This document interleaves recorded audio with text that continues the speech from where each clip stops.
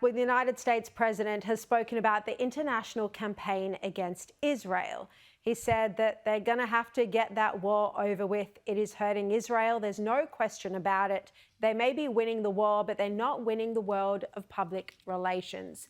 And joining me now is former Israeli government spokesman Eylon Levy. Eylon, great to see you again. Look, I mean, in a way... Hello, Shari. In a way, these comments are obvious. We always complain that, the PR, the propaganda is stacked against Israel.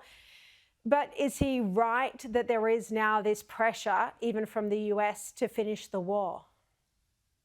I think President Trump is absolutely right that Israel is on the receiving end of a vicious propaganda campaign that is intended to end the war that Hamas started, with Hamas still in power in Gaza, preparing for the next October 7th massacre and still holding hostages. We know that has been Hamas's goal since it started the war that dreadful day.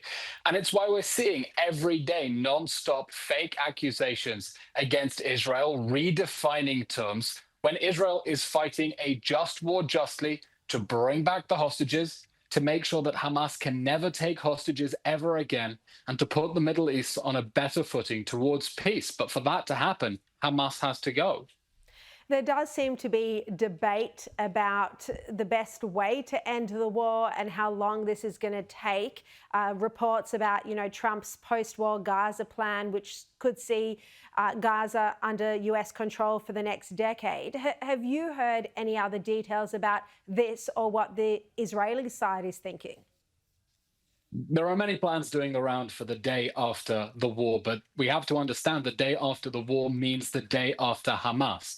None of the reconstruction plans are feasible at all if Hamas is still in power, because as long as Hamas is still armed and dangerous in Gaza, the reconstruction of Gaza means the reconstruction of Hamas.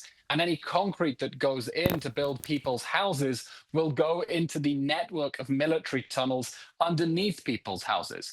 And it means whoever wants to speed up the day after and rebuild Gaza peacefully has to work with Israel in removing the Hamas regime as quickly as possible and making sure that it releases all of the hostages. Or else rebuilding Gaza just means rebuilding it as a launch pad for another war against Israel. And we don't want that.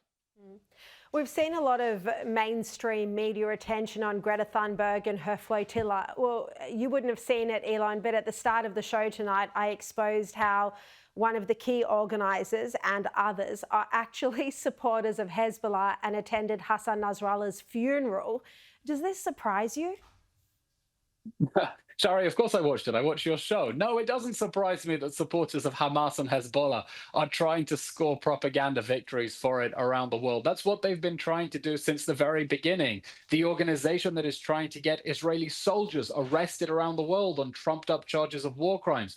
Also another supporter of Hezbollah. That has been documented. This flotilla isn't trying to get humanitarian aid into Gaza, right? What are they carrying? A few sacks of flour and tampons? If they want aid to get into Gaza, it can go through the hundreds of trucks that are entering Gaza every day, or airdrops as part of the international coalition that Israel is spearheading to airdrop aid into Gaza.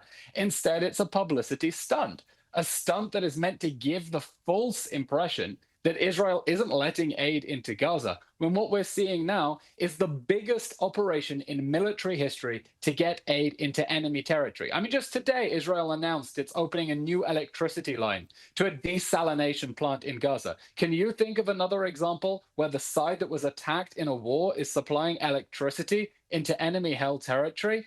I can't. But unfortunately, the anti-Israel side will stop at nothing to try to manipulate the emotions of people in the West to get them to pressure Israel to end this war with Hamas still in power and the hostages still trapped in Gaza. And that will not happen. This war will only end when Hamas is out of power and the hostages are out of Gaza.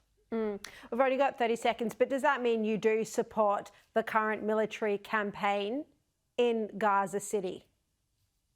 There is a very painful debate in Israel now about whether we should pay a ransom to get half of the hostages out and then try to negotiate the release of the rest of them, or whether Israel should press its military advantage to get Hamas to release all of them and relinquish power. I think there's fear in Israel that if we Yeah, we're out of time, Eylon, but it is Oh, a fierce debate and no easy answers there at all. Thank you for joining us, Eylon.